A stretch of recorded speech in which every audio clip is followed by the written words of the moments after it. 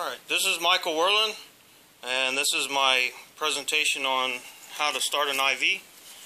This is my audience.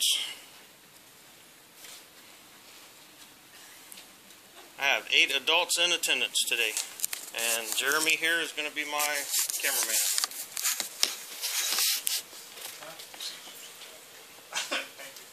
Okay, I gave y'all some handouts that has the basic information on it.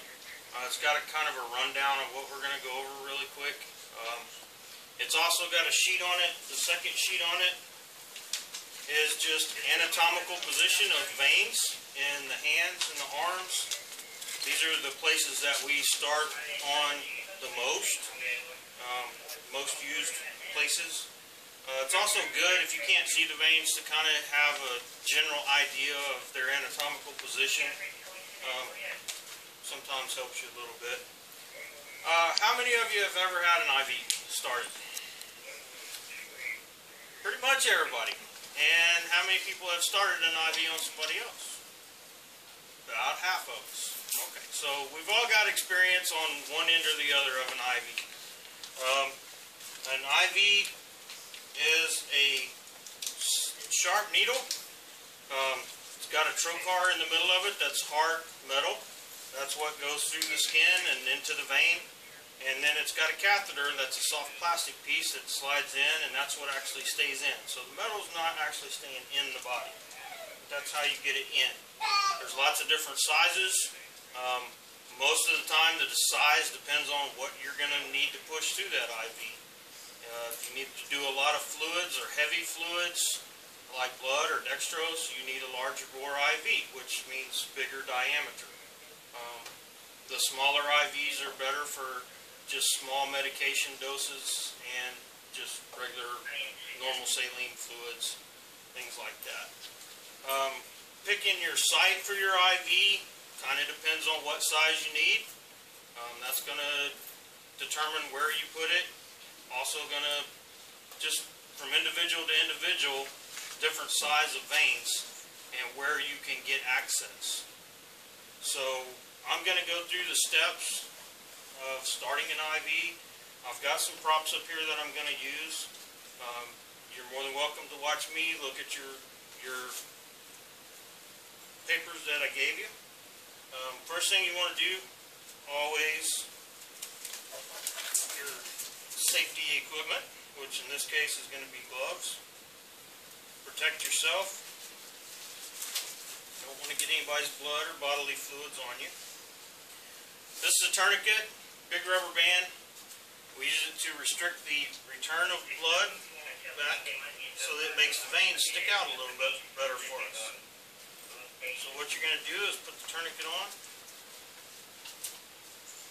and as the blood is restricted here, your veins will start to pop out. You'll be able to see where your veins are, where maybe you can get access. So you're going to look on your arm, and on this dummy arm there's some good veins right here. There's also some here. On your anatomical page you can see lots of places in the hands that we use. That's primarily where we try to start. And then we'll move up the arm from there. AC is a very popular place to go. Usually that's one of the easier ones. We can get bigger IVs in there. Before you actually stick the patient, you want to get everything prepared, get everything ready. You're going to have all your equipment out. Make sure you've got everything you need. This is a Veniguard. This is what secures the IV once you've got it in place. This is your flush. It's just normal saline, salt water.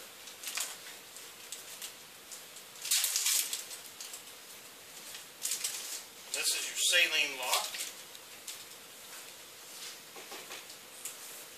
It's best to go ahead and attach this. Push some saline up through the saline lock until it comes out. That way you've got saline all the way through it. You don't have any air in the line.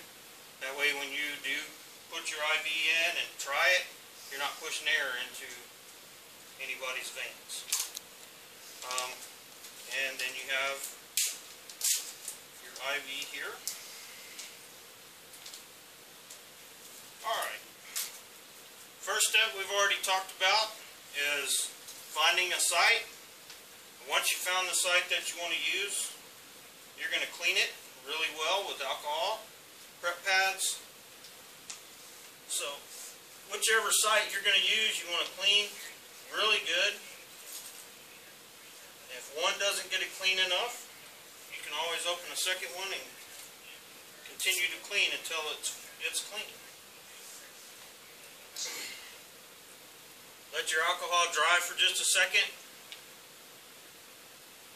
Alcohol actually kills the germs as it's drying, so when it's wet, it's not really doing its job. You really want it to dry to kill all the germs. Pull your IV out. You want to hold it between your fingers so that you can see the clear plastic here. Once you go into the vein, you're going to get a flash of blood. That's how you know that you're in the vein. You can see the needle sticks out just a little bit further here. I'll let y'all come up and look at it in a little bit. It sticks out a little bit further than the plastic, so once you get the flash, you need to advance just a little bit more, and I'll go over that. So you've got your site, you've cleaned your site, now you're ready to insert the needle. So you're going to go in at about a 45-degree angle with the bevel of the needle up. You'll feel it pop just a little bit, and you'll get the flash. Now in the dummy arm, we don't get the flash, so sorry about that. Advance your plastic catheter in all the way, holding your trocar just a little bit. So you've got that part ready. You can put a finger over the vein above your site to keep the blood from coming out. Remove the metal part. At this point, you're going to attach your saline here. Remove your tourniquet. Now, on a real patient, when you draw back a little bit, you're going to get some blood that'll come up the line. That's perfectly normal. That's what you want to see. Then you push the saline through. Make sure you've got a good patent line. Everything's flowing the way you need it to. Once you're sure that it's where you need it and it's flowing the way you want it to, you're going to secure it. This is the VenaGuard. Just sticky stuff. Got a clear window in it so that you can see your IV site. That clear window goes right over your IV site. The rest just sticks to the arm. That way, if you have any problems with your site, you can see through the clear part. And you basically just tape it down to the arm.